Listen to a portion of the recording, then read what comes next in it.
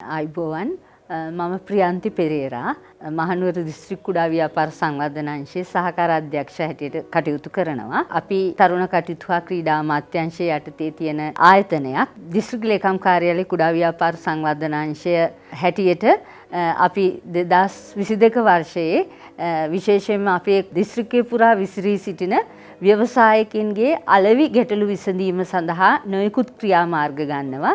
ඒ අතර අවුරුද්දකට දෙසරයක් විශේෂයෙන් අපි සුවිශේෂී වූ අලෙවි ප්‍රදර්ශන දෙකක් පවත්වනවා. සාමාන්‍යයෙන් අපි අලෙවි ප්‍රදර්ශන නිරන්තරයෙන් පවත්වනවා. හැබැයි සුවිශේෂී වූ අලෙවි ප්‍රදර්ශන දෙකක් ඒ අතර පවත්වනවා. සිංහල අවුරුදු උත්සවය සහ නත්තල් උත්සවය ඉලක්ක කරගනිමින්. ඉතින් මෙවර 2022 නත්තල් උත්සවය ඉලක්ක කරගනිමින් මහනුවර KCC ආයතනයත් එක්ක ඒකාබද්ධව අපි ස්ප්ලෑෂ් වෙළඳ ප්‍රදර්ශනයට සමගාමීව මහනුවර දිස්ත්‍රික්කයේ කුඩා ව්‍යාපාරිකින් සඳහා අලෙවි ප්‍රදර්ශනයක් පැවැත්වීමට මේ වන විට කටයුතු යොදා තියෙනවා. ඉතින් අද දවස තුල අපි ඒ සඳහා ව්‍යවසායකින් තෝරා ගැනීමේ විශේෂ සම්මුඛ පරීක්ෂණයක් පැවැත්වුවා. ඇත්තටම 100කට ආසන්න පිරිසක් වගේ අපිට මේ අවස්ථාවට සම්බන්ධ වුණා. ඉතින් ඇත්තටම ඒ අතරින් තෝරාගත් සුවිශේෂී ව්‍යවසායකින් පිරිසක් සඳහා අපි දෙසැම්බර් 22 වෙනිදා සිට 26 වෙනිදා දක්වා මහනුවර KCC